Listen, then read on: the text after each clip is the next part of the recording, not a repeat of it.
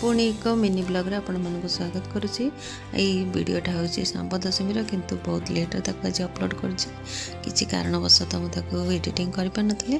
तथापि देखु आम सांब दशमी केमी सब पूजापूजी करूँ 4 जन जा जाक मिसिकी से दिन प्रतिवर्ष भले से दिन मो शाशु घर टी जाइली मोर 3 जन जा आसिक समस्ते कटाकटी पिठा गड़ागड़ी सब लगे पड़चु। ये घाट तरकारी बसची आपटे खीरी बस देखु आउ किंतु दुखर कथा प्रति वर्ष जमी आम सागर शाशु भी पूजा रोते एथर किंतु से आम गहणे ना गत वर्ष से आम ठार विदाय नहीं चली जाती बिना ये पूजाटा एत भल लगुला खाँ खाँ लगुला खाली खाली लगुला मनटा।